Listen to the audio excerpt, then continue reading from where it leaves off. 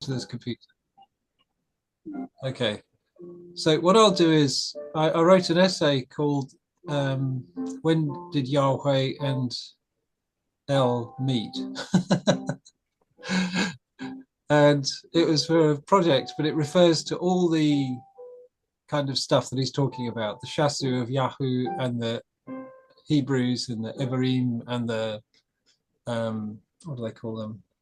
Oh, they talk about various kind of peoples that the Egyptians interacted with, and some of these are very ancient resources. So where is it? So I'll send you the essay because it contains, as I say, some of these um, and academic references. So if you wanted to follow up on them, you could find them in the bibliography if you're into that. I'm not suggesting that this is a great event in itself, but you might find some of the bibliographic stuff useful. How and where did Yahweh and El meet?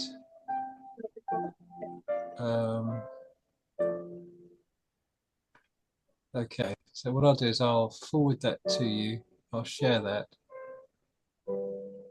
Mail recipient. And I'll just send it to the St. Patterns tutor list. Okay. So if any of that material is helpful to you, because it talks about the Shasu of Yahoo and it talks about the Teman and Seir and all these things, because the words Teman and Seir, or the places, are often associated with, how do you put it, the poetic imagery connected to God. Now, they're always associated with the poetic imagery associated with Yahweh, the Tetragrammaton. And there's a series of motifs, sometimes called the Desert Warrior. So the whole Yahweh thing, Teman, Seir, and everything, is the warrior from the desert who appears with the clouds and with the storm, with the hail and the rain and the thunder. But that's obviously not the God of steady rainfall and drenching dew and that kind of thing. Whereas you get the other motifs to do with gods who are more associated with the kind of Baal thing, the idea of the greenery and the lushness and the harvest. So there's a slight kind of distinction between the Yahweh of Teman and Seir, where you got all this kind of violent kind of imagery to do with the desert and with kind of power and stuff. And then you get the idea of El, which is simply a default word for God from the second millennium. By second millennium, I mean from 1000 BC to 2000 BC. And so in Mesopotamia, the pantheon of gods is often headed by a kind of father figure known as El. And so all the names in the Bible ending with El, E-L, are what's called theophoric names. In other words, a name bearing a deity's name, which refer to El. So Daniel, Gabriel, Michael, Nathaniel, whatever, all the L ones. So Daniel, for example, means God is my judge, or El is my judge. And Gabriel means God is my strength, or El is my strength. Michael means who is like God, who is like El, that kind of thing. So the interesting thing about those particular names is that they obviously have echoes of ancient memory of El, which is not from the Israelites.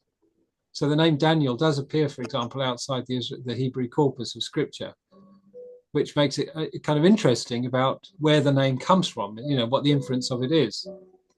But the name Yahweh is completely rooted with the idea of the covenant of Moses. So sometimes it's called the covenant name or the personal name. And that name has a different kind of sort of legendarium associated with it. And that's much more obscure. There's quite a big corpus of literature from Mesopotamia about El, but the name Yahweh is much more obscure. And the earliest references are from some scratchings in Egyptian architecture, which refer to the Shasu of Yahoo. And Yahoo is an abbreviation of Yahweh. And Yahoo is a theophoric element in quite a few names, like Joshua, Yehoshua, for example. And my name, Jeremy, in Hebrew is Yirmiyahu. And the ayah bit in Jeremiah is a Greek transliteration of the Hebrew theophoric component, which is Yahu. So quite a lot of Israelite names ending in ayah in Hebrew will be pronounced as Yahu. So when you talk about the Shasu of Yahu, you're talking about the Shasu, the people, the nomadic band associated with the deity Yahu. So this kind of imagery then is kind of interesting in that it says God. In other words, it's not Yahweh. That's another word. Let me find the Hebrew text so we can just check up on what it is. Oh, my screen's just gone blank. What happened there? Oh, there it is. Okay. A prayer of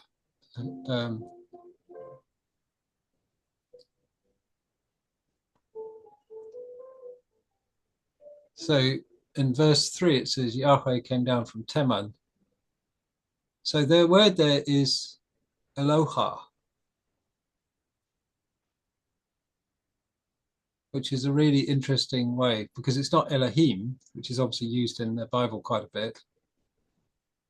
I'm really curious to know what that is actually. That's a really strange usage. Eloah.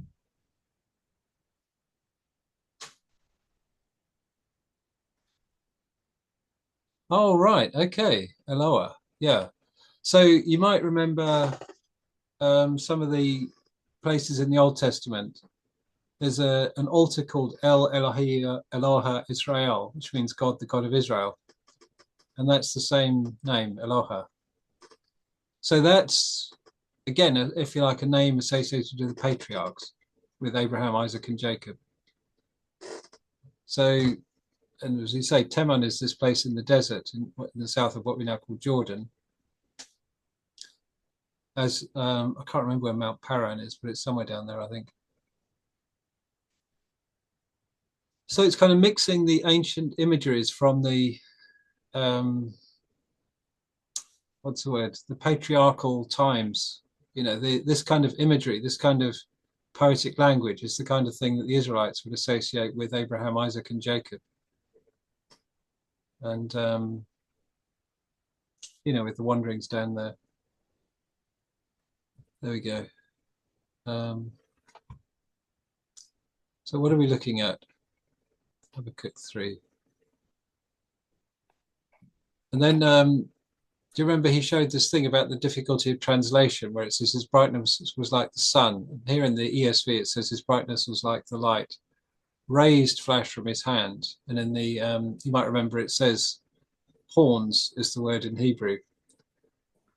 But the word for horn is used to mean radiant or that kind of thing. So in when it says how Moses came down Mount Sinai, it said he had horns. And that's why the Michelangelo statue of Moses has horns. Do you remember seeing that? Yeah, I've heard about that. Yeah. Well, what it means, it's now translated as he was radiant. In other words, the idea of this stuff radiating out from his face was like horns. And the horn in the kind of Israelite sort of thinking, it had a shape. In other words, a pointy thing was a horn. But a horn is also symbolic or emblematic of the strength or the glory of something. So often in the Old Testament, you hear about poetry. It says he lifts up the horn of his servant David, not proposing to actually stick something conical on his head. What he's saying is he's going to glorify his servant David. David's going to look splendid and glorious and powerful and magnificent because the Lord has lifted up his horn. But it also has the allusions to, you know, the idea of rays of light. So when it says how Moses was horned, it's like he's radiant, but he's also glorified. You know, the idea that somehow he is splendid, he's magnificent, he's glorious, and there's this light coming out of his face. So that's all kind of communicated with the idea of the horns. So when it says, and the horns were from his hand, that would suggest sort of power and glory and the radiance of light and all that kind of thing. But as he said, one of them put it like lightning.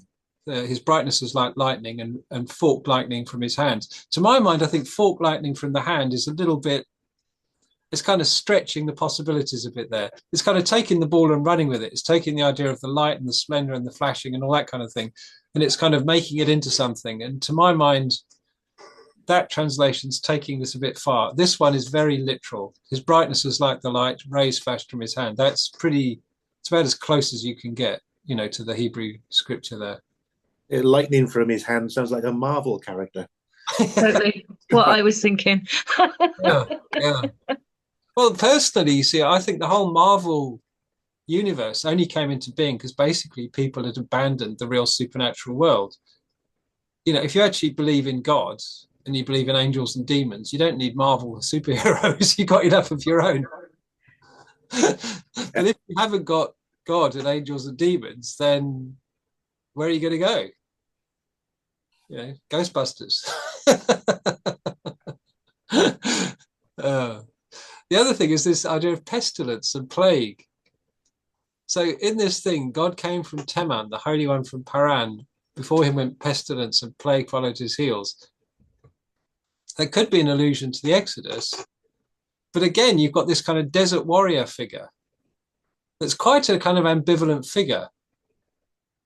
This desert warrior comes with thunder and lightning, with crashes of hail, and comes blasting out of the desert and smashes things down and then disappears back into the desert again. It's not a kind of cozy image at all. There we are. Anyway, let's have a look at the slides then. So how is God portrayed in 3 to 15? So have any of you kind of been reading it and got any thoughts together about this?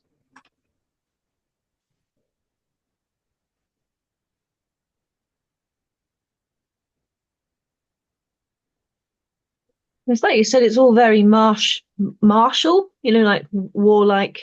Yeah. I think in his structure, drawing the vision of God's march, he's called it. So it's very, sort of awe-inspiring, rage, wrath, anger, Yeah. crushing. Yeah, it's not a pretty sight. Apart from the awesome light and the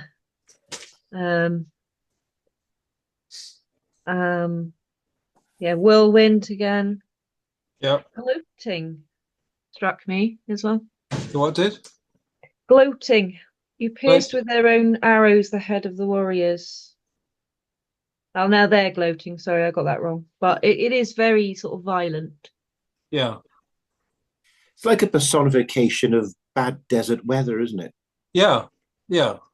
I actually took the bus once on that map that Charlie showed. I don't even remember. There's a road marked from Jerusalem down the coast. It's down now what's called the Gaza Strip, and then along the top of Sinai. That used to be a bus route. In the 80s, I actually took a bus from Jerusalem to Alexandria. And I went down through the Gaza Strip and then across Sinai. And this is in the old days when you could do a journey like that. Can't do it now. My old passport actually had the Rafah border crossing on it. It's the stamp where I entered Egypt. Anyway, but as the bus drove across the top of the Sinai Peninsula, we had thunder and lightning and hail. There's these hailstones drumming down on the roof of the bus, and there's sluicing rain and howling wind and crashes of thunder. And I thought, only I get this weather in the desert. Why should I go to the desert? This is what I get. Can't I see a bit of desert weather? Anyway, yeah, you're right. This is exactly the kind of thing. But it's not soft and gentle rain, is it? What about this? The mountains saw you and writhed, the raging waters swept on, the deep gave forth its voice, it lifted its hands on high. What do you make of that?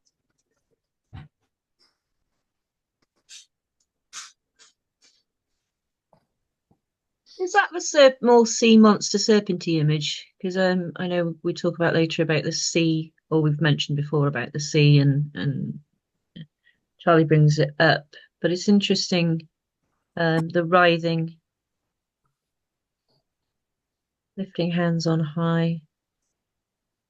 Raging water in the deep, which is the chaos, isn't it? Yeah, The chaos monster again. yeah, yeah, A flash flood in a wadi. That's what I'm thinking. yeah. Absolutely, yeah. Yeah. So, in that kind of pictorial language, that's the kind of imagery it's got, isn't it? Yeah, dead right. So you're not talking, I mean, I'm thinking about like the rain we've had recently around here. We've got this kind of pretty steady rain, which just kind of carries on and on and on. And gradually the ground gets more and more soggy. You're probably aware of this phenomenon that happens not infrequently in Britain. But of course, in some countries, rain isn't like that. And, the flash flood through the Wadi is the kind of thing they're thinking of. They're not thinking about the gentle rain which kind of saturates everything gradually. They're thinking about this flash flood that goes roaring through a Wadi. Yeah.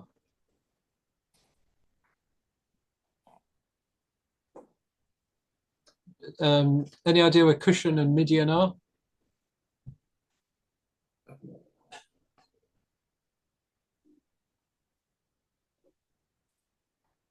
Any guesses? Midian, if you remember, was where there's no Moses went when he left Egypt. He met Jethro, the high priest of Midian. So it's thought that Midian or Midianites must have lived somewhere in the Sinai Peninsula. But they would seem as if they're more widespread, as if they weren't just there. They seem to have spread up into what we'd now call Jordan at times as well. And Cushan, I'm not quite sure, to be honest. In my notes here, it just says these Arab tribes. So there we are. Anything else?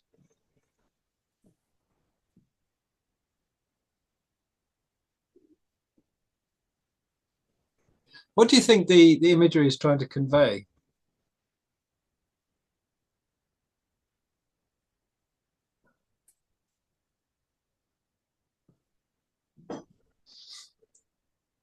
That you're powerless against this power. Yeah, Yeah. yeah, yeah. I think that's a fair assessment. In that respect, it's not particularly subtle, is it? Oh, It's pretty kind of straight, pretty direct. But what about verse 13 there? You went out for the salvation of your people, for the salvation of your anointed.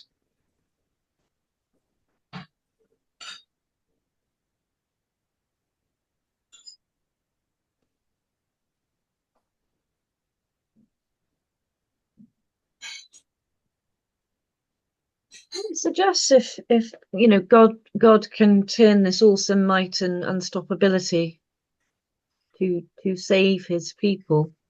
Yeah, And then we're going, we're looping back to crushing the wicked. So, again, thinking of the woes of the wicked that we looked at last week, and then, but it's really visceral, isn't it? Laying him bare from thigh to neck. That's quite. you would be naked from the neck up and from the thigh down if you wore a desert tunic, wouldn't you? Just thinking aloud. So, where is it talking about the naked? Well, yeah. the end of 13.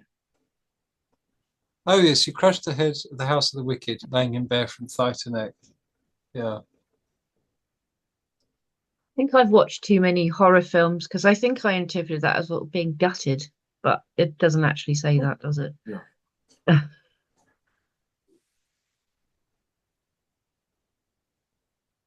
That's an interesting point there. I wonder,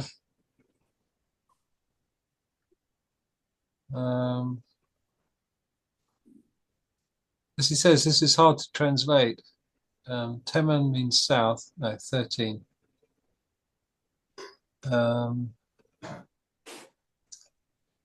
God fought for his people ahead of the Hebrew is obscure, but suggests a thorough defeat. Well, it's like an idiom, totally thrashed, that sort of thing. Yeah, had a real hiding. Yeah. Yeah, not coming back. Yeah. Yeah, I think that's probably fair to say. Yeah.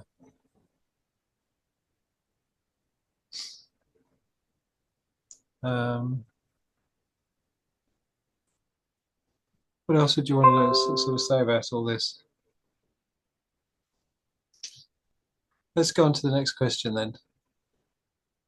So the focus of the prayer.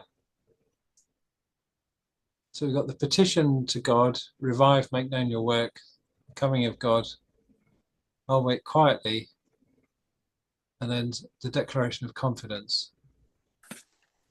So that's what's in the slides. Um,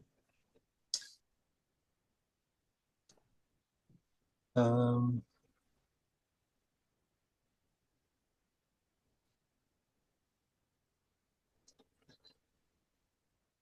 I hear my body trembles, my lips quiver at the sound, rottenness enters my bones, my legs tremble beneath me.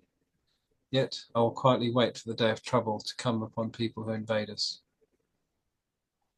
The fig tree should not blossom, nor be fruit on the vines. The produce of the olive fail. The fields yield no food.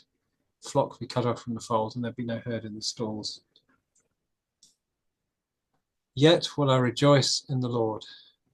I'll take joy in the God of my salvation.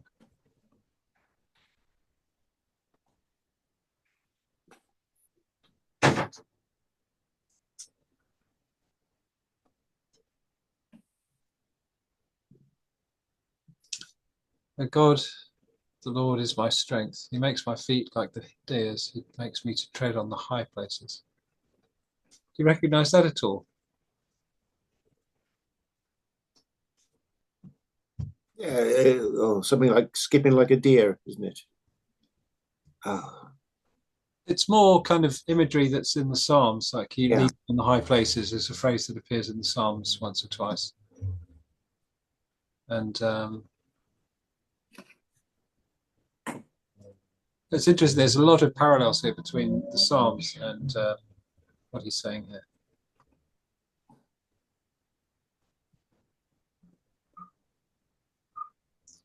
To the choir master with stringed instruments. So what's the question here that he wants us to look at? The focus of the prayer. So the petition is to make known your work. 3 to 15 is the coming of God. 16, I'll wait quietly. And 17 to 19, the declaration of confidence.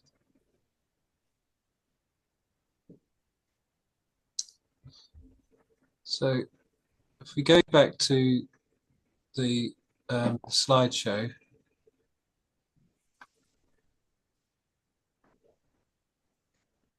so this is what he wants us to think about. God comes from the south. And there he's shown all the kind of synonyms for this.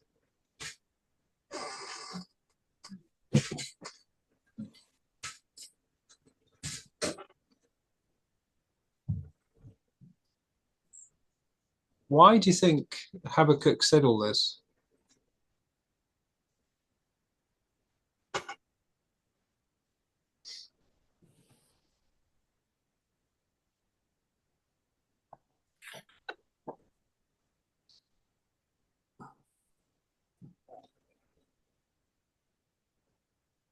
Well, he's describing God as something to be feared.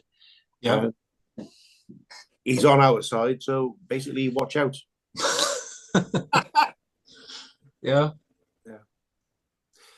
Something come to my mind reading about that from 17 onwards, which probably doesn't mean anything, but during the medieval period in castle warfare, the people in the castle would strip the surrounding area of food, bring it into the castle, and then it was a waiting game because logistics was so rubbish. Who would actually starve first? Yeah. The people under siege or the people holding the siege? And that just brought me to mind. Whether it's right or wrong, I don't know. Just something popped into my head. Because they're hunkering down, aren't they? Waiting. I just wonder if Oh, I there's see. So the image, so you're interpreting the imagery from yeah, 17 to 18, yeah, almost as if he's deliberately desolating the land so as to starve the besiegers. yeah. It's just something that I did a bit of medieval history, Millie, a lifetime ago, and that's what came into my head. Right. Oh, interesting idea. Yeah, I'd quite like, maybe. one of my ambitions one day is to go on a kind of crusader tour of the Near East. And there's a famous fortress in, I think it's Syria, called Crac de Chevalier. And it's this massive fortress. And I think the Saracens besieged it for about 4 years or 5 years before they finally got in. And then when they finally got in, they then dismantled it so it couldn't be held against them again. But it's this, once you had food in there, you were practically impregnable. Hmm. And it's obviously what they're counting on. Um, yeah. But it's a callback, isn't it, as well? It would remind the readers of what God's done in the past, coming from the Yeah. Sabbath. Yeah, I think that's probably a good point. It's a reminder. So what kind of reminder is he trying to evoke then?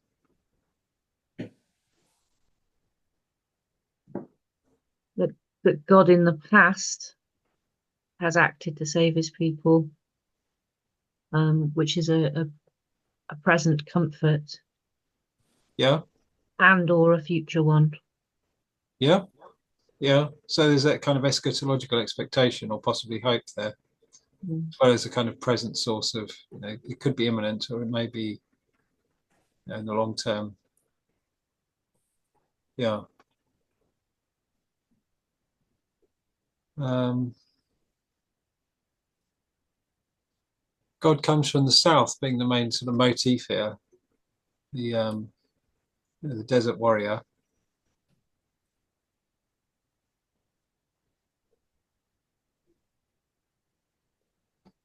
Oh, this is the map he showed. Can you see that? Can you see the map? Yeah.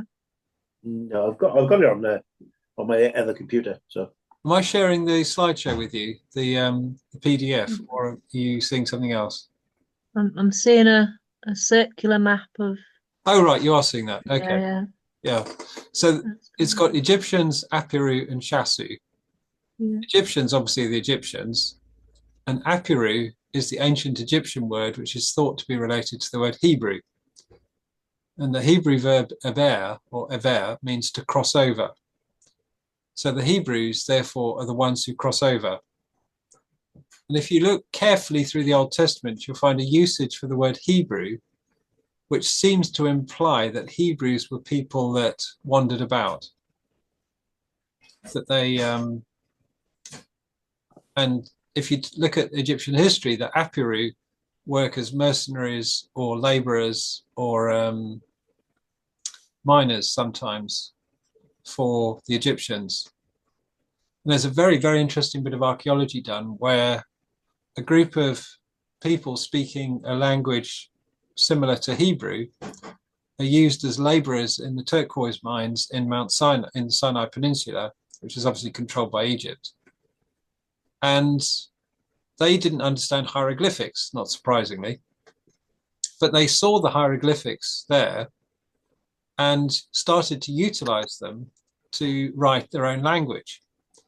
And there's a little statuette, and it seems to have the word Bailat written on it. Bait, what's the word? Ayin Lamed Tau. And the interesting thing about it is that they'd utilized Egyptian hieroglyphics as Semitic phonemes. And the one which always makes me laugh is that there was an ideogram, like in hieroglyphics, sometimes you have what's called an ideogram, and the ideogram tells you what the word means that follows it. So in other words, the ideogram doesn't have a phonetic value. It's a directive for the word. And so if you have an ideogram, say for king, then it says whatever comes after that is the king, if you see what I mean. Well, this ideogram meant foreman or gang leader or something like that. And it was a picture of a man standing with his legs apart and his arms waving in the air. And the Hebrews appropriated that as the Hebrew phoneme he or hey. So you could just imagine a gang leader waving his arms, shouting, hey! And that became the Hebrew letter hey. And the Hebrew letter hey now is descended from that hieroglyph. So, for example, the Egyptian symbol, hieroglyphic symbol, meaning a house, meant something completely different in the hieroglyphic script. But obviously the Hebrews had a word for the house, which was bait. So that became the letter bait in the Hebrew alphabet. So the bait now in the Hebrew alphabet is descended from the Egyptian hieroglyph, which was a house symbol, which had a completely different meaning in hieroglyphics. So what I find interesting about that is that the what you might call the nomadic laborers were illiterate from the Egyptian point of view, but they took these letters which the Egyptians are using and created a phonetic alphabet out of them. And that's the origin of our alphabet. And that was down on the Sinai Peninsula, and they were Apiru. The Shasu were the nomads that would seem to not be working for the Egyptians. So the Shasu would come down into Egypt to trade, but they would seem to maintain their own kind of economy. So in other words, they wouldn't be hiring themselves out as gangs of laborers or mercenaries or something. And they would be the nomads. So if you look around the Dead Sea there in the middle of the picture, they'd be kind of swinging around across the Negev. So see, you've got these two roads. You've got the red road going down the coast, and then you've got the green road going along the middle. And those are the kind of ancient routes then. So the traders, the bandits, the people looking for work would have drifted along these two roads into Egypt and then out again. And this rough area in the south is where they'd have come from, the Shasu and the Apiru. So the story of Joseph, for example, I remember how they meet these traders, and the traders take Joseph captive and then take him to Egypt to sell him. They'd be following one of these ancient trade routes, and they'd have kind of blended in. And if you read the story of, what's the word? How Jacob went there later on to go and stay with Joseph. Those groups of Apiru or Shasu would have been toing and froing on an ongoing basis across Sinai and over into Egypt. So that whole story of Joseph fits into that historical reference point. And that's thought to be taking place about 1600 BC, something like that. First half of the second millennium. And the Professor Kenneth Kitchen, Egyptologist from Liverpool University, actually dated the story of Joseph based on the price of a male slave. Because if you look at the economy of Egypt, young male slaves commanded different prices at different times. And the one given in the Bible is a kind of early second millennium price. So there we go. But of course, Habakkuk wasn't writing at that time. So it's one of these kind of curiosities, isn't it? Habakkuk's writing in the Late Kingdom.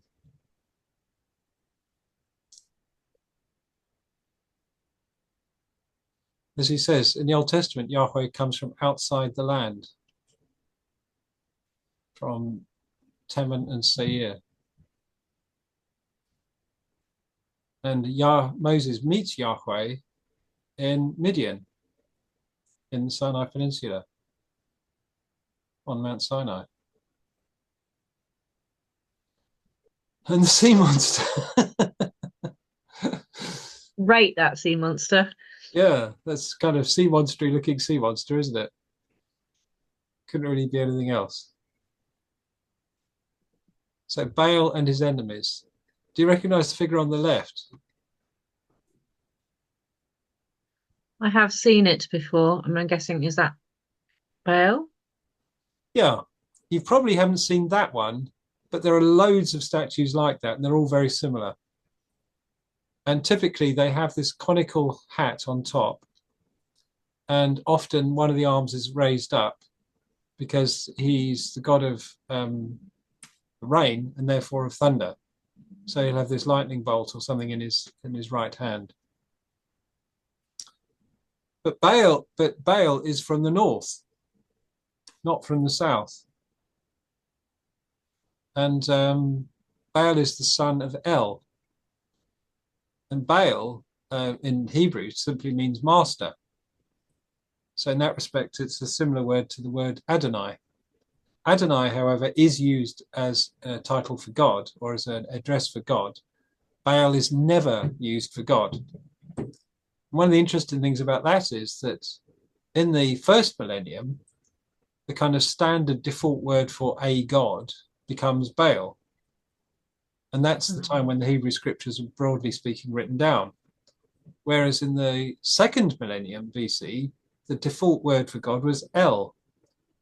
So the fact that the Israelites always use El if they're going to use an old word and never Baal kind of dates that kind of memory, that ancestral memory that they were harking back to that time in the second millennium. So he talks about Yam. That's the Hebrew word for sea. Now, Yam Kinneret means the Sea of Kinneret, in other words, Sea of Galilee. Yam Suf, the Red Sea, or the Sea of Reeds. But here, Yam is personified as a kind of monster that opposes the gods. And Moth, death, it probably in Psalm 23, it says, talks about Selamoth, the valley of the shadow of death. So the Moth is the standard word for death in Hebrew. So death is also personified in the pagan mythos. And then, so here we got Baal and the kind of enemies of Baal and El, his father, as Yam and Moth.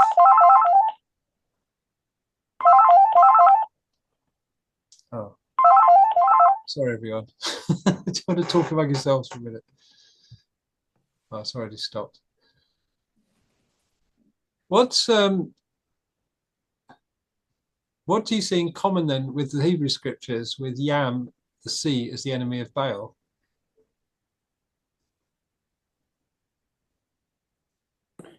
Genesis, going over the deep. Yeah. Spirit of the water. Anything else? Oh, and there's something in the Yuma Alith about fighting and over water and servants and parental body parts. What about in the Bible, though? You know, references to the idea of the sea. There's the Leviathans lurking in the sea. Yeah. And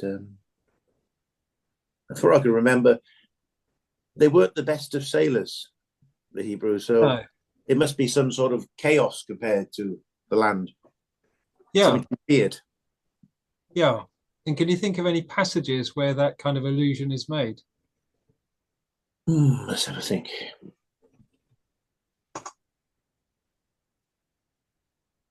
Well, salvation comes by conquering the sea as well, doesn't it? Like the parting of the Red Sea. Exactly. God has Exactly. power over the chaos. Yeah. Exactly. And where's a really big example of that? I'm thinking of the flood. I can't stop, Yeah, no, of course, absolutely. The flood is absolutely that image par excellence. So in the flood, what you see is the sea reclaiming the land, taking over the land, and the Lord then sending the sea back. So that threat of judgment is the threat that the Lord will cover the land with the sea, or permit the sea to recover the land, because the kind of illusion is that the Lord drove back the sea from the land in order to create the land. That's the kind of poetry you get in Genesis. So the idea of the sea then representing the things which rebel against God. Do you remember that from Joel as well? I think it didn't come up in Joel at some point. I think it did. I think we talked about it a little bit last week as well in our discussions on the first couple of chapters of Habakkuk when we were talking Yeah. about it. Yeah. So in other words, there's a fair amount in common between the pagan poetry and literature of the time and the Bible. You know, some of those metaphors and images are very, very similar, almost interchangeable. But what you will find is that when the Bible uses them, it uses them in a very directed sort of way. You know, it doesn't kind of take them over in the same spirit. It often inverts them or reverses them or turns them around in some way to make what you might call the polemical point that the writer of whatever Bible passages wants to make. There we are, Baal and his enemies. And so we've got some imagery here from Isaiah. And here's the Leviathan, which you mentioned, Kevin.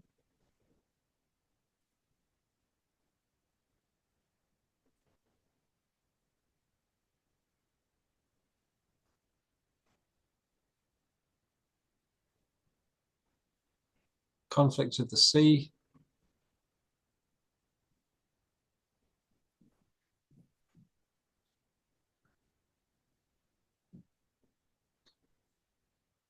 What about this one at the bottom? It was you who opened up the springs and streams, you dried up the ever-flowing rivers.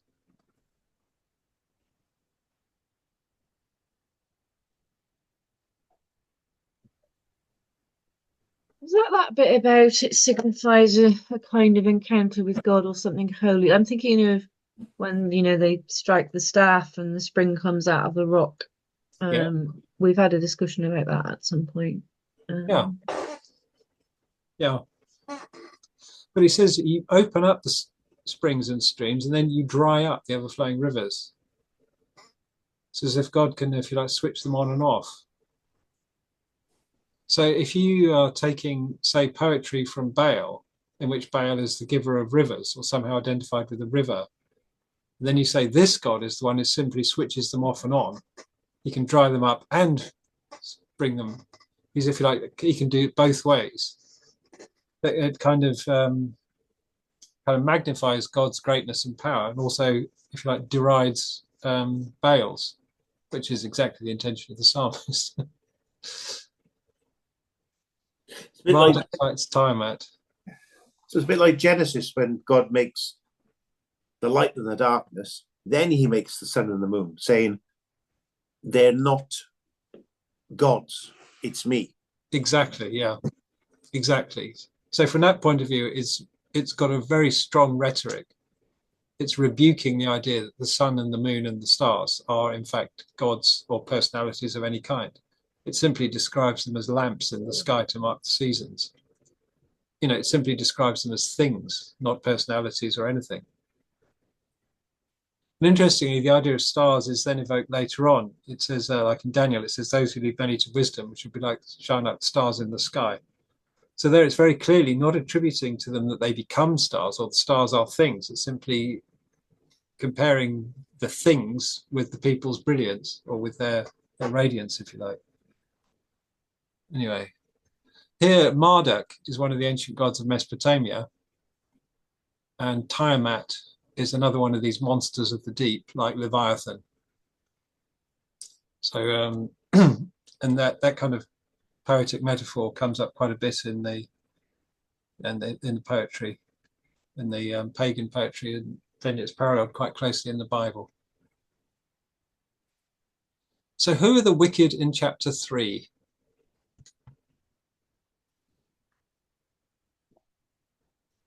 Who are the wicked?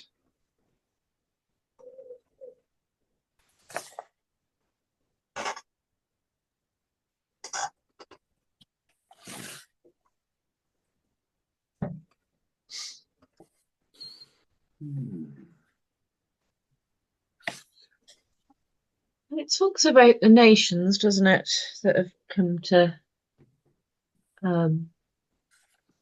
attack them. And we were talking last week, weren't we, about, depending on where you think this is historically, it says the nations, it doesn't name them. No. But we've been thinking about the Babylonians or the Assyrians, but it is quite generic. Yeah. And then they're talking again about the wicked house, which I think again loops back to the woes of you know, the woes passages. There was one about a house, and the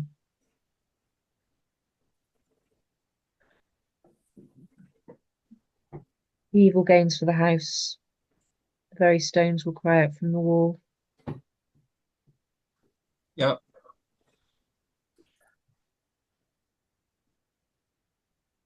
I think it's purposely vague.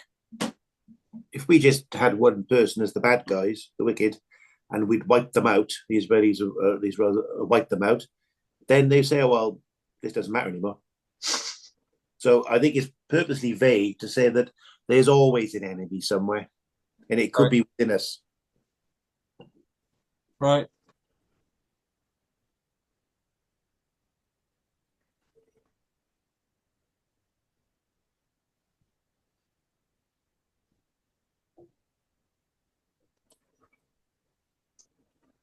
Anything else you want to say about the wicked? They're the leaders. That's mentioned mostly about the leaders. I mean, in this chapter 3. Yeah. Where did I see that?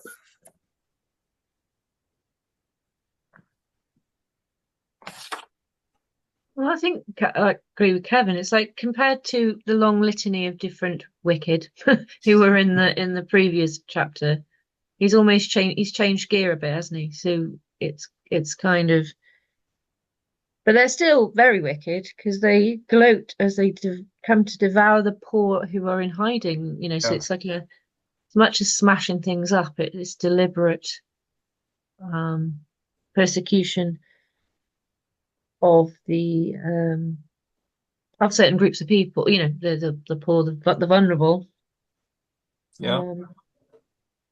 If you go back to the first chapters, and it seems to be about people that are, members of the community that are dealing wickedly, then you get all this imagery, the vengeful god of the south, the warrior Sinai coming rampaging up from the south, smashing everything in his path, flooding rivers, throwing around mountains like a blanket, and all the other stuff that he's doing.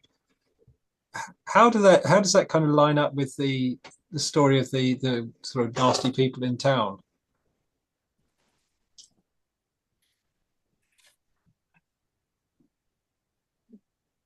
Seems a little bit like a sledgehammer to kill a fly.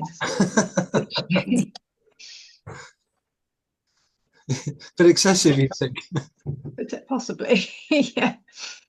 But it's like you're saying, so it's gone from the, oh, my brain's fried, but like micro to the meta. So it's gone, there's all these these wicked people who will bring their own destruction by, what comes around. We talked about last week. I've mashed that, but you know what I mean. And then we switch gear in chapter 3, and God's personal intervention on, like Kevin said, sort of the vague, nasty people. What do you think Habakkuk thinks about these vague, nasty people in town then, if this is the kind of imagery he's using? He must really dislike them. I'd say so. I mean, this is pretty heavy duty, isn't it? It's like Rachel says, it's kind of sledgehammer to crush a nut. It's like turning these people into peanut butter, isn't it? It's like turning them into puree. It's like, I'm going to put you in the liquidizer and you're going to just come out with soup. You're not going to have any bones left. There's an underlying distrust of cities in the Old Testament, isn't there? As if harking back to a more golden age of wandering about. I'd say that's kind of ambivalent, actually, because if you look through the history, oh gosh, here we go. You get the time of the Exodus, and they're nomads, and they complain bitterly about the desert, but at the same time, it's seen as somehow cathartic. Exactly an idyll, but it's seen as a kind of time when the nation, by the time it actually finished the 40 years, they were in a really good place. They're really close to God and all that kind of thing. It didn't take them long to fall off the wagon, though. But I mean, while they were on it, they was in a kind of good place. And then And then you get the idea of the city as the place of refuge. So you get the cities of refuge in Leviticus, but you also get the idea of the city of Jerusalem that's beautiful, that it's well founded, that it's secure, and all this kind of stuff. And you get the kind of concept of the city as the place which is safe. So you get the idea of the city of God. This is God's city, which it pleases him to dwell, and he'll keep it safe. And the people are safe within its walls and that kind of thing. So the city is strongly associated with the place of safety, the place of strength, as well as the dwelling place of God when you got Jerusalem and the temple and all that kind of stuff. So these are very positive images. But then you get the kind of corruption. So you get like one of the Psalms talks about they go around the city grinning like a dog, and like dogs they grin and they bare their teeth and this kind of thing. So the kind of dark side isn't totally ignored.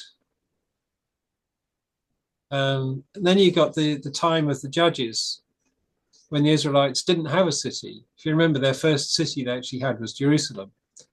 Up till that point, they basically lived in villages. So they're always vulnerable to attack. So I suppose the idea of the city as a place of safety was a really important one, in that, one, their enemies were safe inside their cities and they couldn't attack them. Two, they didn't have any cities of their own and their enemies attacked them frequently. So they always had that sense of vulnerability. But then if you look at the society of the Israelites at that time, it's very egalitarian. It wasn't very hierarchical. It's very clannish. And if you read the book of Judges, if you read the book of Ruth, it talks about Boaz, and it says he was the Gevor Hayil.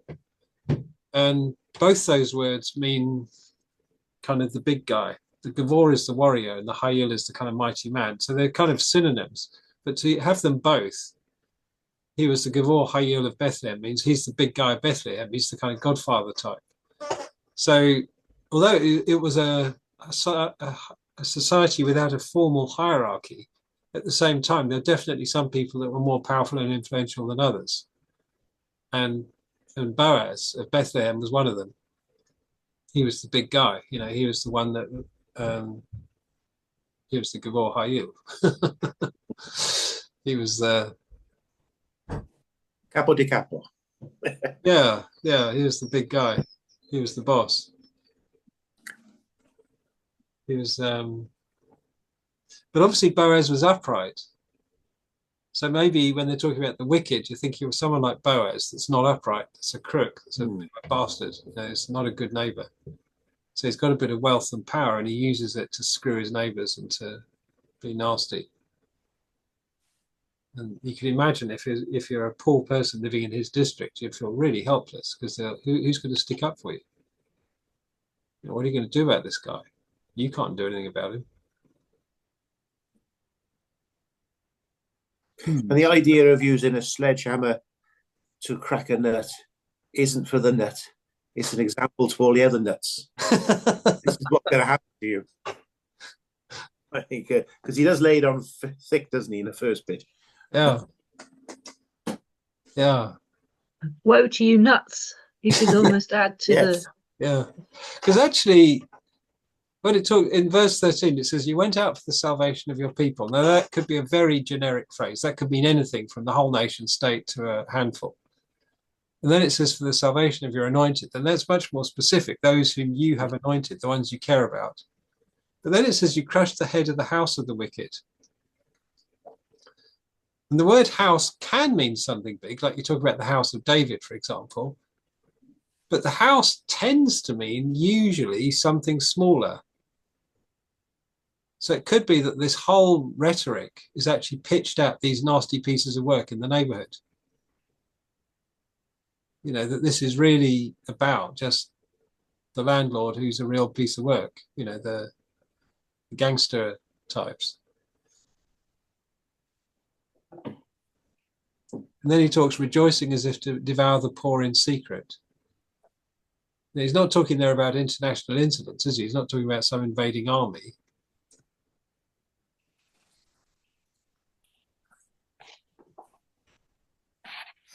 But then at the end said, "Yet I'll wait quietly for the day of trouble to come upon," the people who invade us.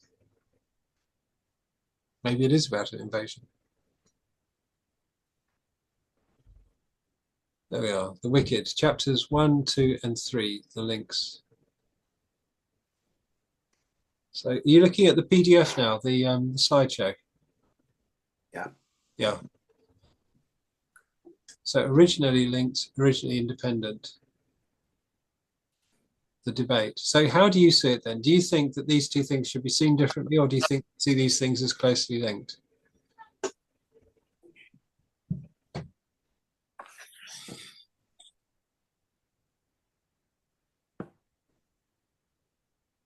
I couldn't decide.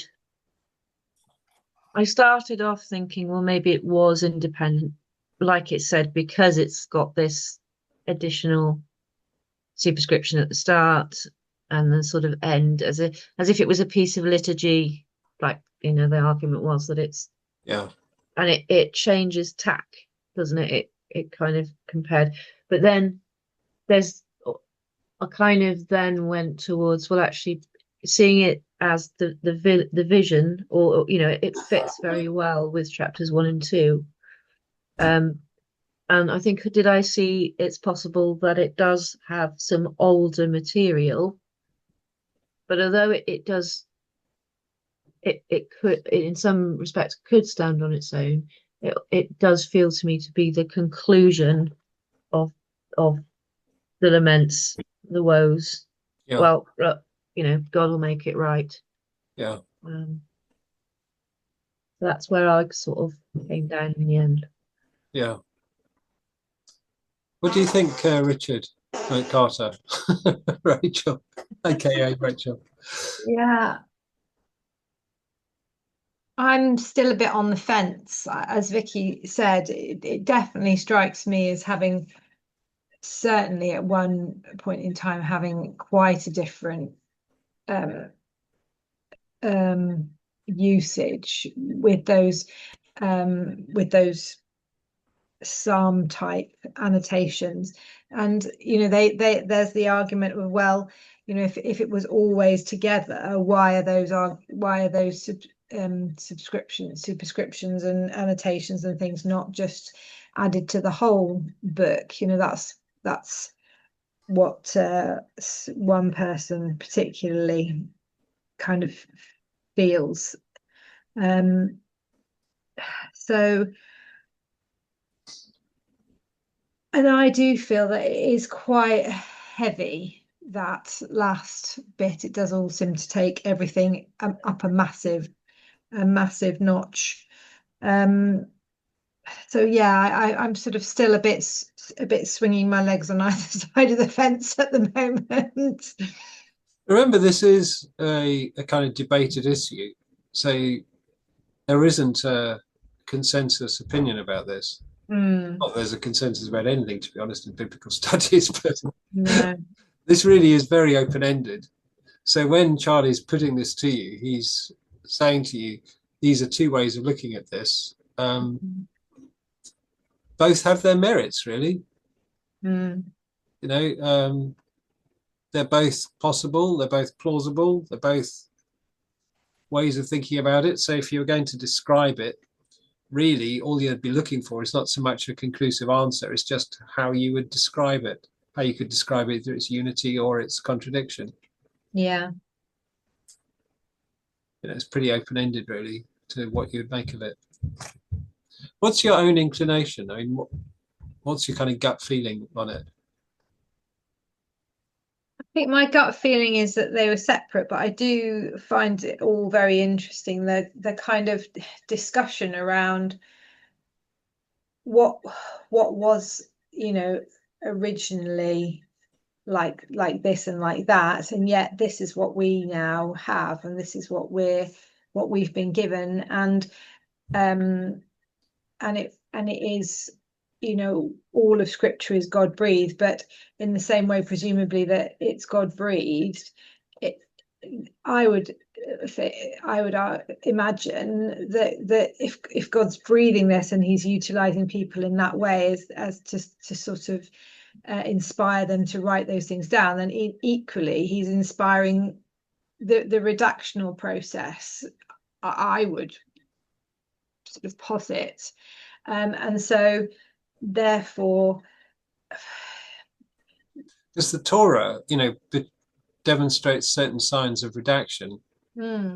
Because some parts of it are plainly intended as quotes from Moses writing on his own behalf, but some of them would seem to be someone talking about Moses. And so that would suggest, taking it as faithfully at face value as you can, that here in the Torah, you have the memory of what Moses actually wrote himself, but you also have people who've sort of collated it or reworked it or edited it later on, which, as you say, could be part of that divine inspiration. It could be, you're not necessarily denying the inspirational process or the presence of God in it by saying, well, actually, someone else also put a hand in it, even though Moses is attributed to the main author. I suppose it's a bit like the writer of, if you read the letters of Paul, sometimes he describes who's writing for him. And Peter, it talks about Peter and Silas. And Silas or Silvanus would appear to be the stenographer that wrote on behalf of Peter.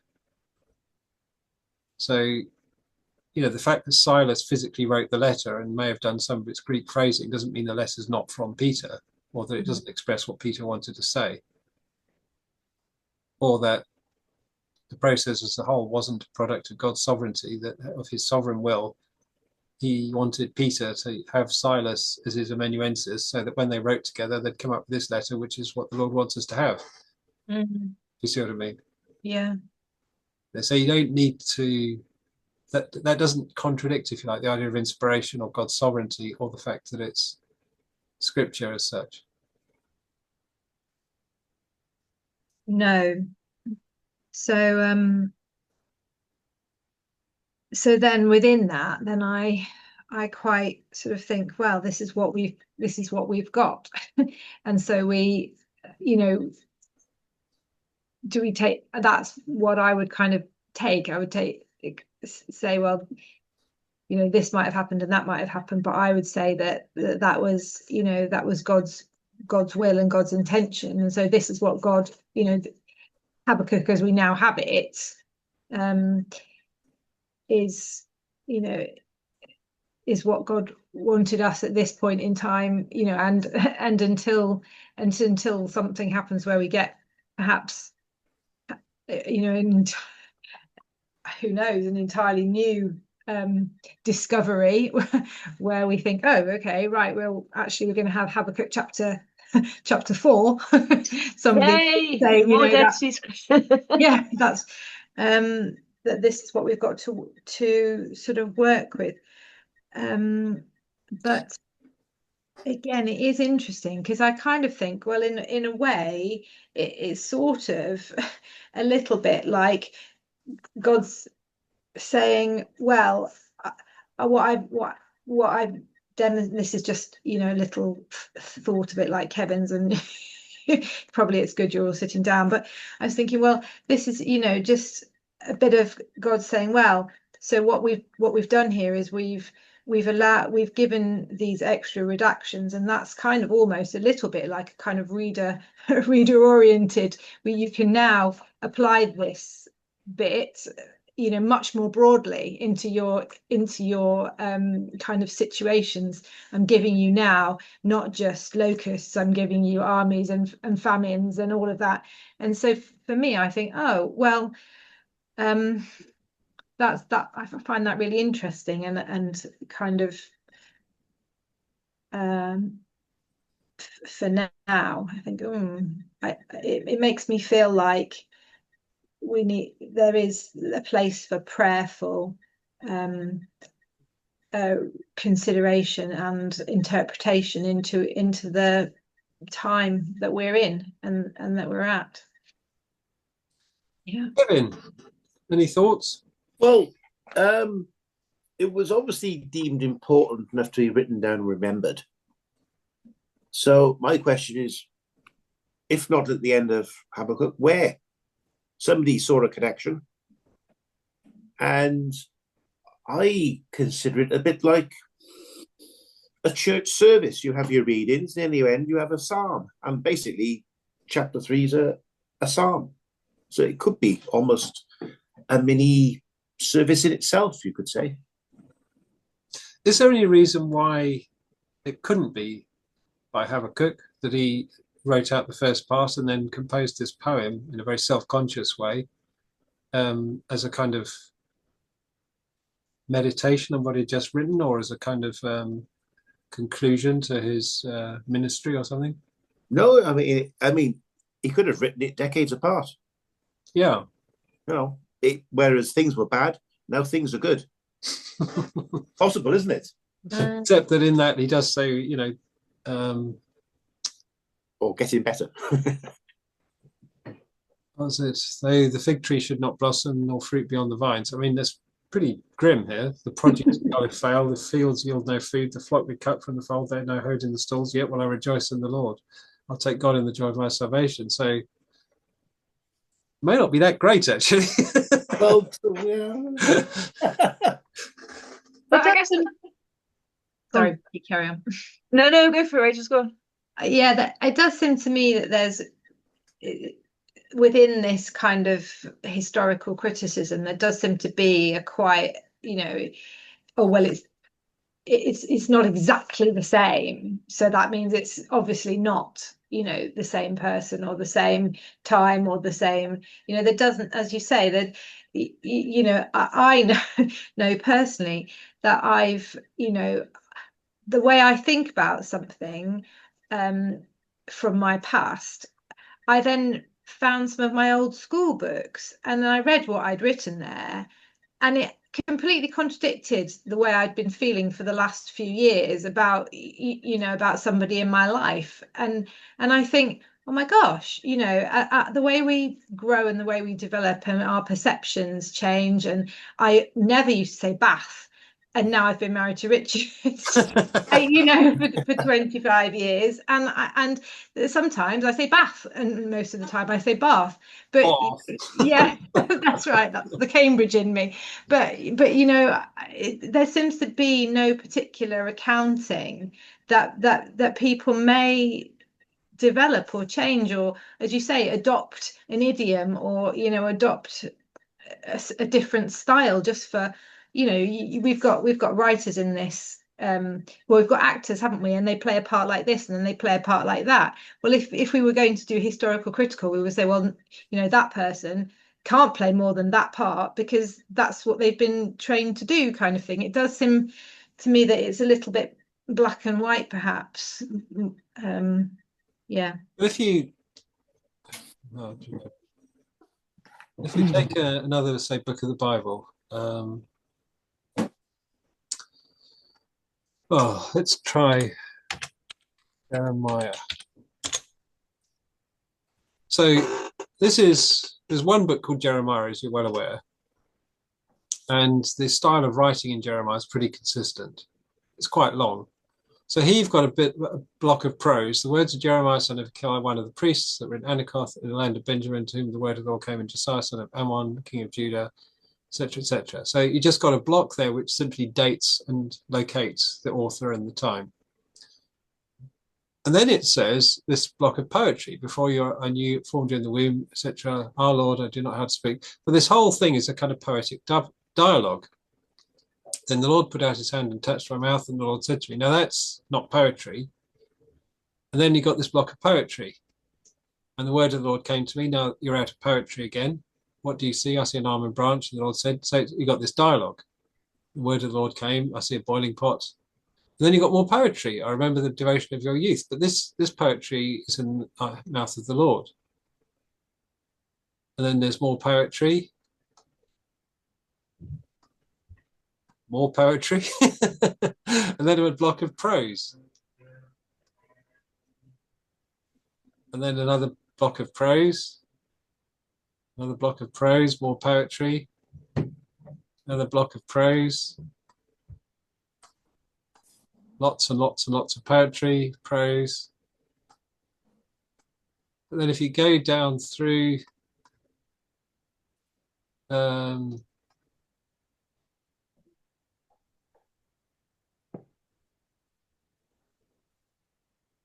this is a sort of foretelling type thing. I can't remember if there's any kind of narrative in this. But you see, there's different literary styles within this. Different forms of writing. Because in Isaiah, maybe Isaiah would have been a better example.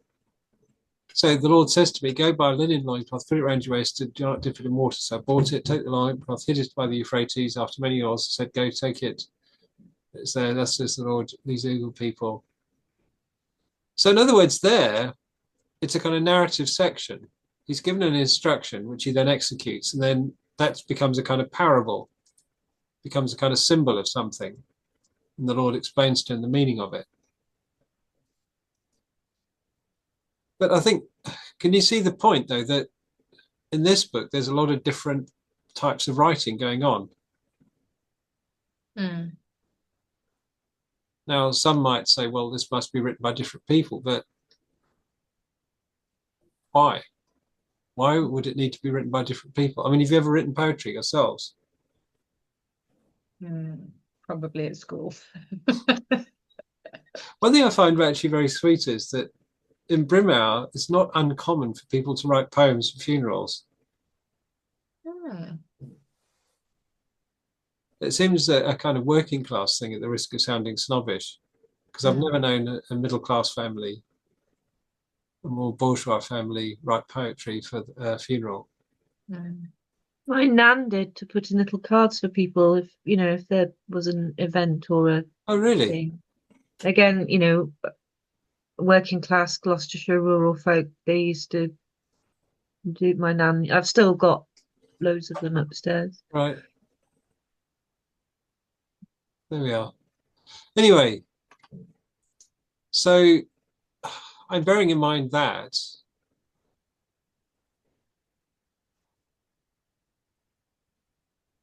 how different is this as literature? Well, one of the things I thought about was, we were talking about theodicy last week, and Yeah. there's on Moodle, there's a really good article about Habakkuk and theodicy, which is really helpful if All right. we're doing that one for essay. But it makes sense to me in kind of, if you're thinking of it, talking, in the theology of it, the points he's making. It's like, and again, I don't. It's almost, I don't like to sort of think it. That's what is the Marvel thing, really. Don't despair. Look at God's power.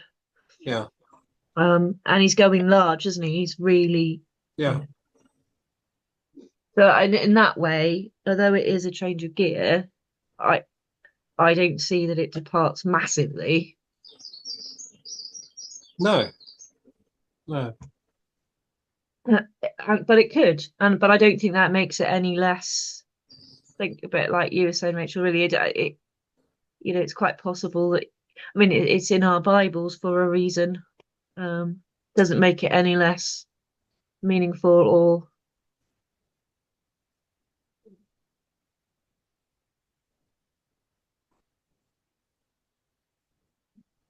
How do you respond to it as a poem? And if you simply read the whole thing, verses 2 to 19 as a single poem, how do you kind of find it?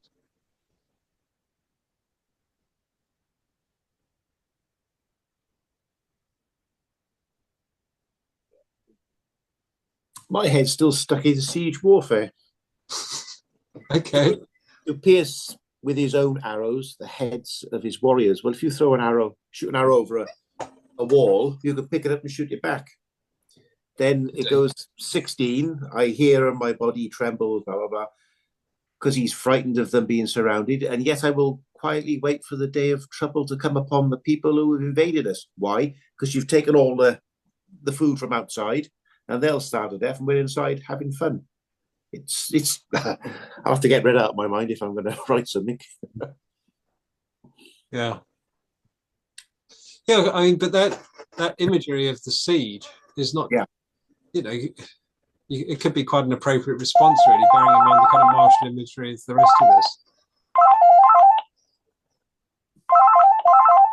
this. There's a paper in there somewhere, isn't there? Yeah. Really helpful, Kevin. I'm going to look out for the warfare tactics. Yes, that's the problem. See, I've just picked up some of the impact of siege warfare on biblical conceptuations of Yahweh. It's going to Awesome. be another rabbit hole. Yeah. Yeah. Yeah. Perhaps I'll do that in the break rather than use it for the essay. I'll just find the slides again. So he's talking about the consequences of evil, injustice, and violence. And then in chapter 3, God's personal intervention against evil, persecution, and economic hardship. As you've already alluded, is there a great contradiction there? Or how different is the difference?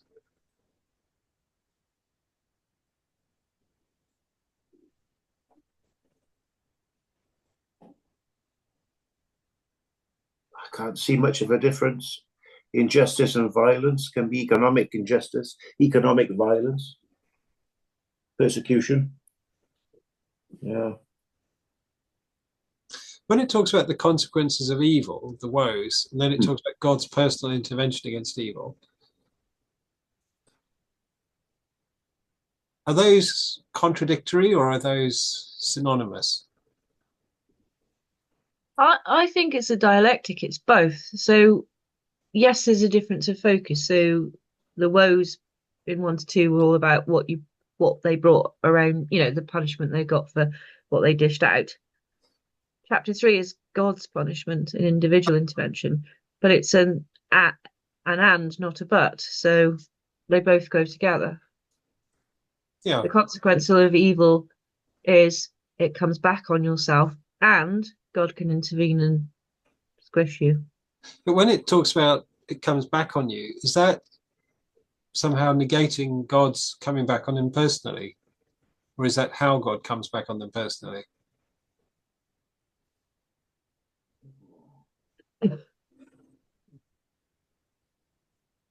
I mean, as I say, this is a very open-ended question, and that you're kind of free to jump either way. It's just, I think, you could take it either way, really, couldn't you? It reminds me of the first verse of the first Psalm. Blessed is those who walk in the Yes, the man. Yeah, don't stay with the wicked, walk in the way of the Lord. And I think that's basically what you're saying: my way, or watch out. But if you take Psalm 1, happy the man that does not walk in the way of the wicked, nor sit in the seat of the scornful, nor wait in the company of the mockers. There's a way of looking at that. So the woe thing could be a kind of wisdom type thing, that's going to come back on you if you don't do something about it. So that's, if you like, how the world is, a kind of wisdom formula. So it's better off if you don't walk in the way of the wicked. It's a kind of wisdom aphorism. But then God made the heavens and the earth in a certain way, and God promises to deal with all these things.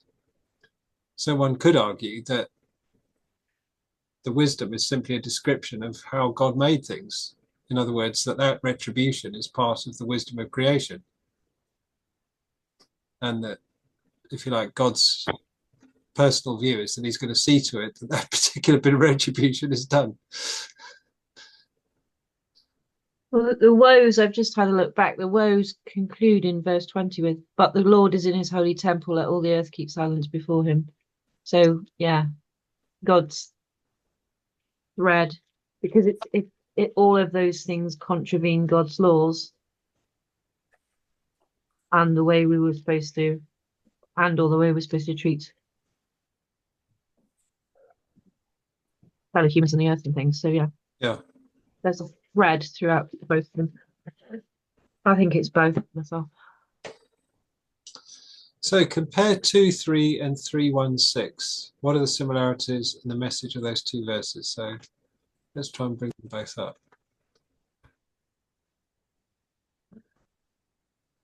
So you've got 2, 3.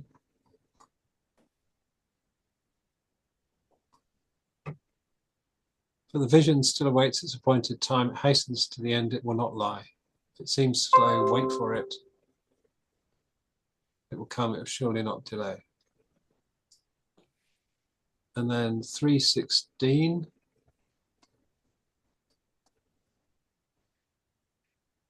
I hear and my body trembles, my lips quiver at the sound, rottenness enters into my bones, my legs tremble beneath me. Yet I will quietly wait for the day of trouble to come upon people who invade us.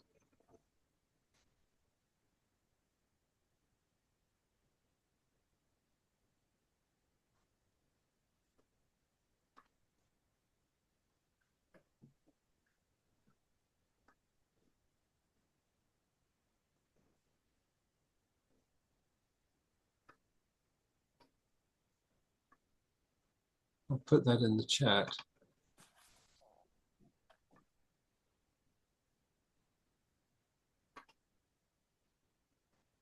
So there's Habakkuk 3:16. And there's Habakkuk 2:3.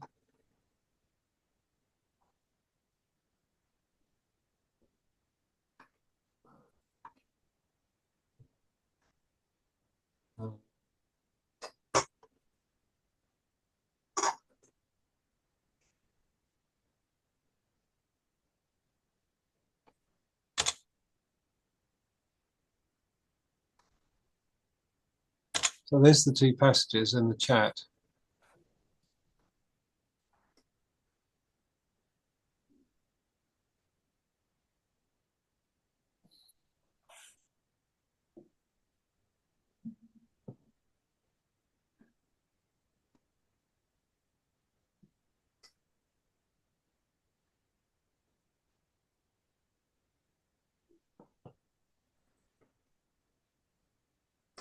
So if you compare those two verses, does it sound like a different author or does it sound like the same author?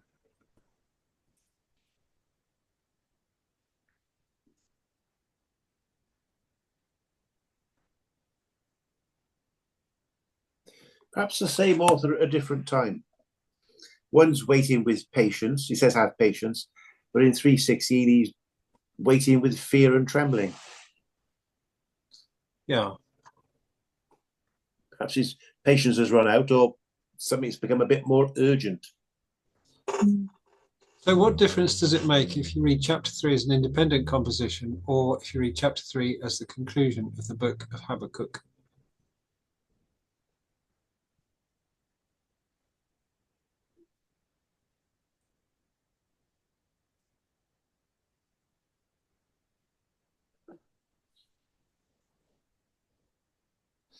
If you take first of it as an independent composition, bearing in mind the context and everything, what does that say then?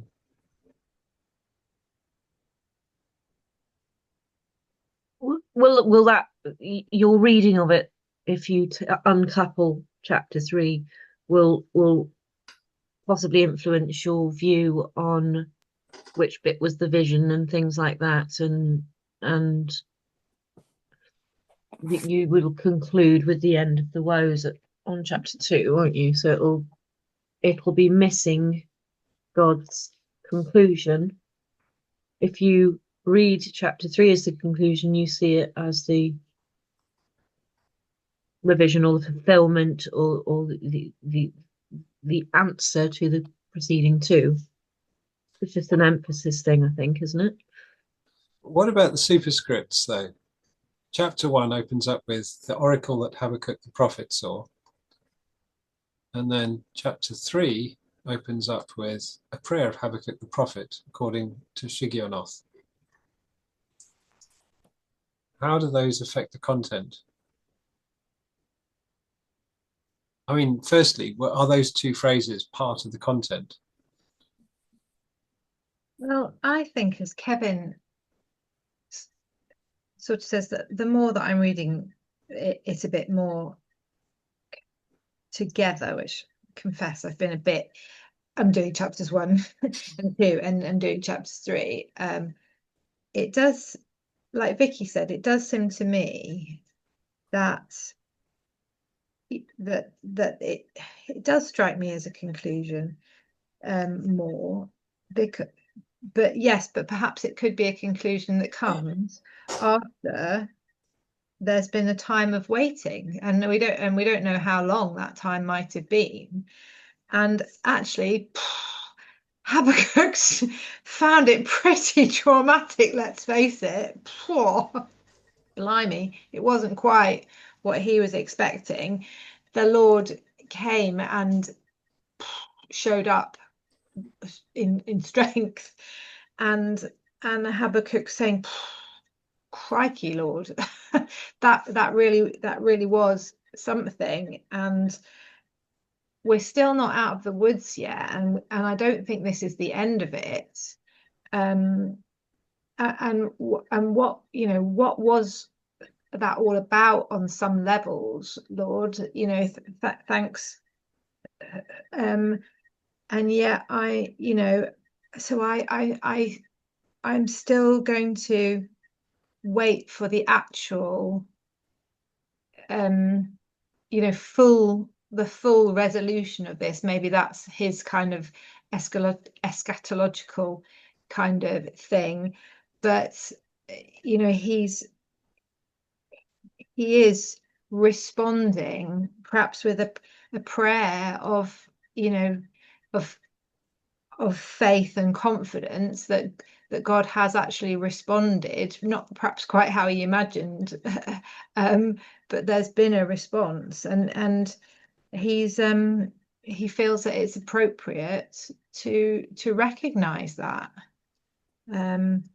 So yeah,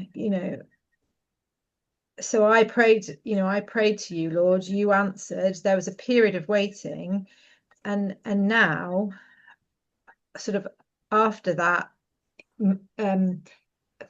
after the event that you said was going to come, I'm now engaging with you again in a prayer and a thing. So that what happened was that God came from the south, and it was big, and really Habakkuk's still kind of reeling from the aftermath of it, and things are not yet fully restored, but he's trusting that God has done phase 1, and phase 2, well, we'll wait and see what that looks like. Yeah. Yeah. Yeah. There we go. Yeah. Yeah. There is another interpretation, without sounding facetious, that Habakkuk wrote the first 2 chapters and he finished on a song, chapter 3. Yeah. There's nothing like a musical number. Yeah. I mean, actually, you don't need to be facetious suggesting that. That's simply a plausible explanation why we have the structure we have. That having had the oracular dialogue before, he then, rounds off the whole kind of train of thought, or rounds off his process with this deliberate composition, this psalm, which he kind of gathers his thoughts together and offers this prayer. It's and that there's that last passage, yet will I rejoice in the Lord, is a very lovely prayer of confidence, isn't it? It's the kind of thing that actually everyone should remember. It's one of these obscure little verses which are often not known because they're in such obscure places, but actually are really strikingly lovely sentiments. I will take joy in the God of my salvation. God, the Lord is my strength. He makes my feet like the deer's. He makes me tread on high places. Let's look up that in Hebrew. Made me think about the high places. It was kind of zinging around my head, but God also comes from mountains, and the law comes from mountains via Moses. Sort of high places are sacred places as well, aren't they? Yeah.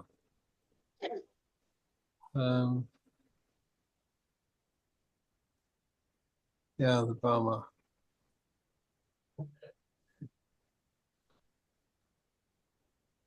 It's interesting in verse 19, the way they write God's name, the Lord's name, Yahweh Adonai Heli. This word Heli, my strength, is the way you get the word Hayil from. When I said that Boaz was the Gabor Hayil of Bethlehem, the big guy. So Hayil, I think, is sometimes used as a word for a ram, but is also that synonym of strength, physical prowess. And then the first one, Yahweh, the covenant name, Adonai, my master, my strength, Hayil, or Hayli.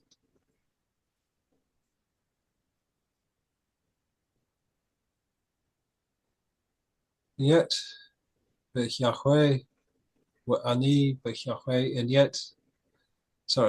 and I in the Lord, Olezah, I will exalt, Agola, I will joy, Elahei.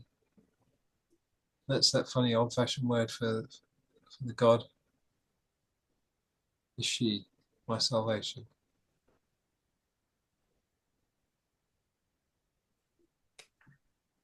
There we are.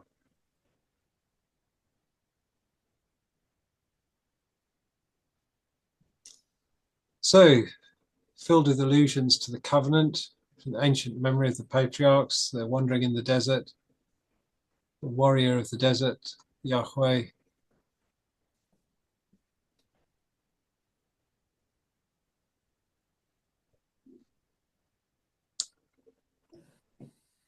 And that prayer of confidence. And the whole thing composed in this kind of psalmic form. A tefillah, a prayer. Al Shigi Yonoth, whatever that means.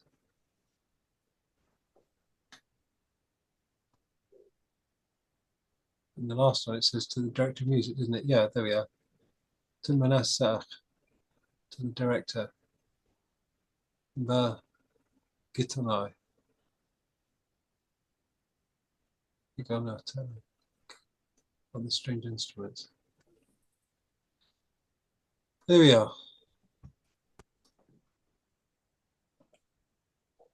So, message of Habakkuk. What is the message of Habakkuk in its historical context?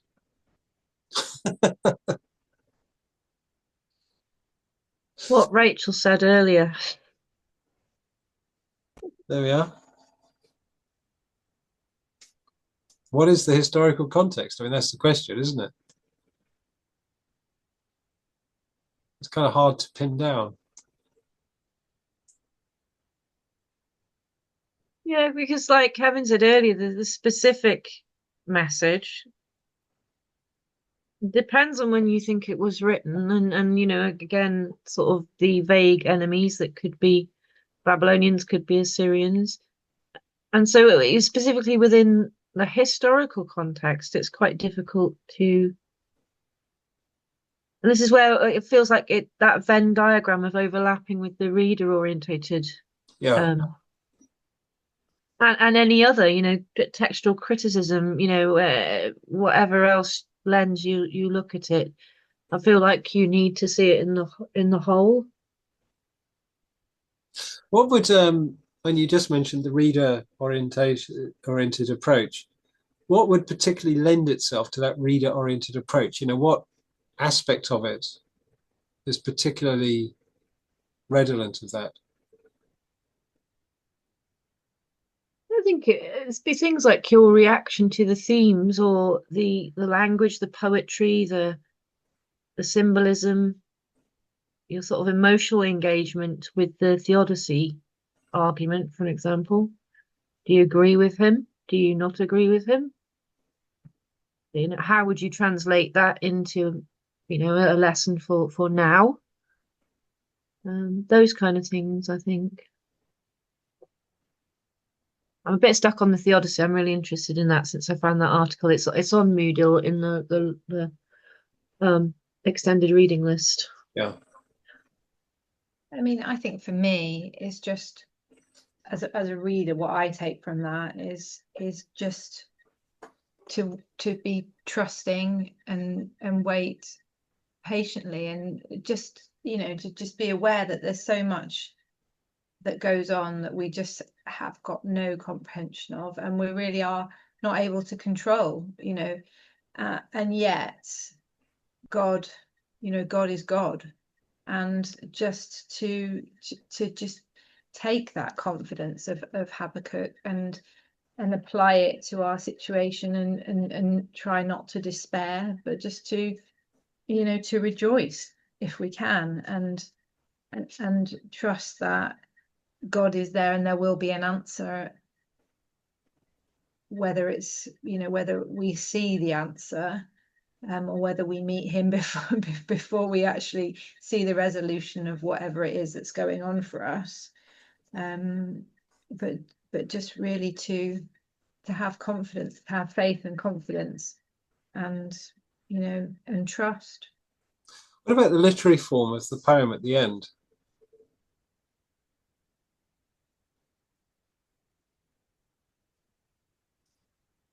Be interesting to see if anybody did set it to music.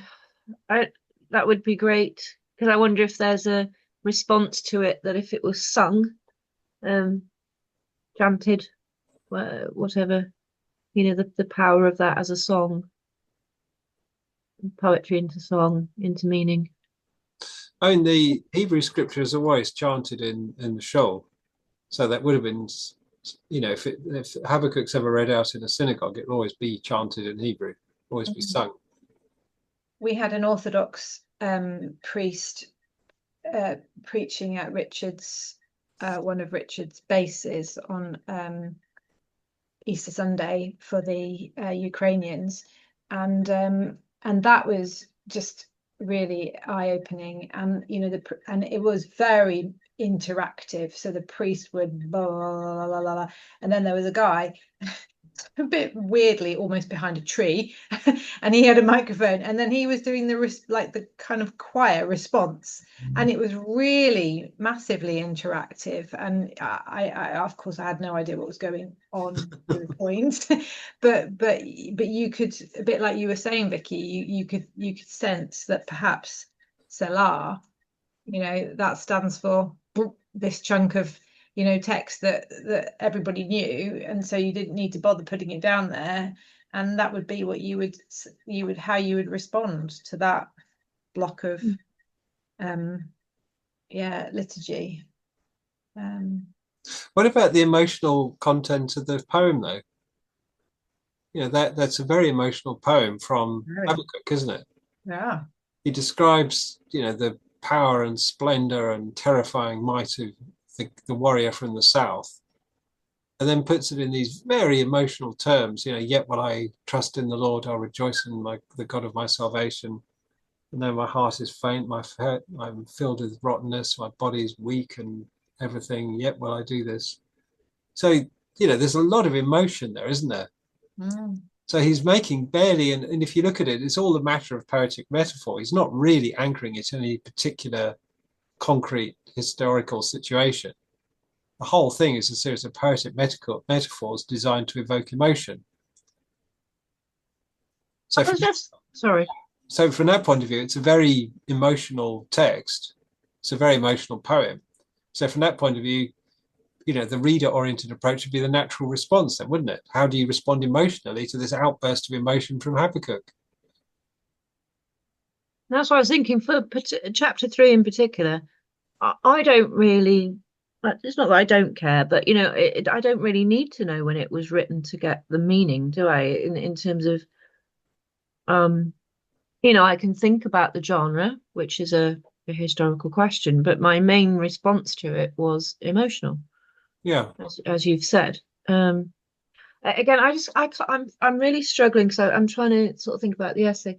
I'm really struggling to d delineate these two approaches, but I guess that's the point. They are a Venn diagram. Well, also, I mean, if you put into your essay that you're struggling to delineate them, but you can see both of them working simultaneously, you don't just say that. The whole point of this exercise is that you're conscious of both those possibilities and kind of how you bounce off them. It's not meant to give a black and white answer. Either it's this or it's that, or you're wrong. It's it's a kind of conversation that you're having. It's a dialogue. The book of Habakkuk's a kind of dialogue, but you're having a dialogue with that book about how you respond to it and how it sets off your imagination, or how you respond to it emotionally, or how you respond to it intellectually, or the kind of circumstances it evokes. At the same time, how that would speak into your circumstances, which are obviously nothing to do with Habakkuk, except for the fact you're both human, which arguably is the point of it. There we are. Well, we've exhausted the slides. We've actually got through everything this week. And it's only 9:30, Jeremy. Gosh. Yeah, it's only 9:30. We'll knock off early tonight. Sorry for munching the sandwich a bit. I didn't have any. I came straight from work, so I don't generally eat on screen, but I thought I need to. Oh, not at all, not at all. I made soup for our dinner actually. I'd had leftovers, made into soup. Right. Oh, I did that ham dish in the Easter half term, I think, with the ham in the cider and the root vegetables. Oh yes, in the oven. Very nice. Well, good. Well with the children. Excellent. Excellent. Oh, jolly good. Mm. Did you caramelize the onions first? I'm afraid not. No. No. There we are. Sorry. Next time we do it, then. I've forgotten about that. I'm trying to think. What did Jeremy say? I remember there was cider and there was onion. Yeah. No, I mean it makes a very nice stock, and obviously all the vegetables, improve that stock. But to really jazz it up, I mean, just adds that certain something. So if you get quite a bit of onion, three sort of good-sized onions, kind of thing, or one or two massive ones, and about 3 ounces of butter. So it's quite a lot of butter. And then you just kind of cook the onions till they're brown in that butter, and then you put everything else in, the cider and the ham and all the vegetables and stuff, and makes a lovely lovely mixture. Really good. There we are. Yeah, it's from a Breton cookbook which I got in Brittany. And the original recipe, you're supposed to half peel some apples and stuff them, and then you put them in the roasting tin with the ham. Oh, nice. But it's just a bit of a fiddle that, so I don't bother with that.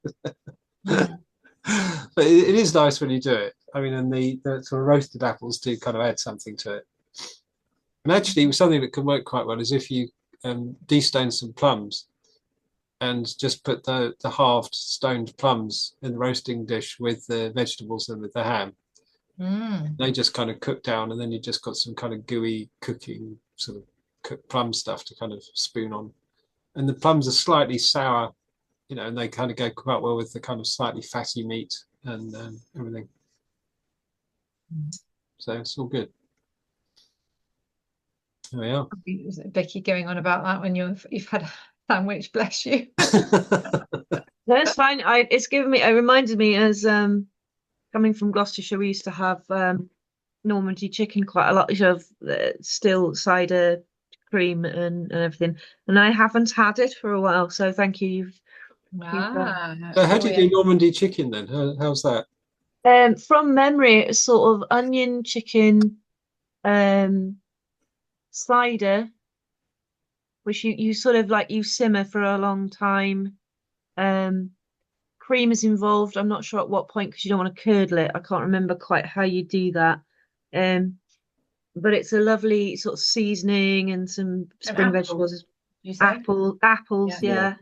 Oh, I use Calvados for my Normandy chicken rather than cider. Flame it, throw the apples in, Oh, bit of cream in, serve with Ooh, almond potatoes even. Ooh. gosh, we'll be coming to yours, Kevin, next week. yeah. End of course meal at Yeah. your house. Thank you very much. That sounds pretty good, Kevin. Yeah, I wouldn't mind doing Yeah. it. Awesome. Oh, Right. well, I'm thank gonna you very much. thank you, everybody. I'm gonna go and eat the other half of me Tesco meal deal. Oh, oh, blessings on your week, everybody. Thank you. Yes, blessings, and see you all next Thursday. Yeah. Oh, I'm see- not here next Thursday. I'm not about, but Oh, it's been a bit of a strain, this one, but there we are. I'm getting there slowly. there we go. Well, nice to see you, Kevin, anyway. Yeah, it's great to be here. It is great. yeah. Thank Thanks you all. for your company and contribution. Yeah. There we are. Awesome. Well, God bless you all. God bless. See you soon. Bye now. Bye. Good night.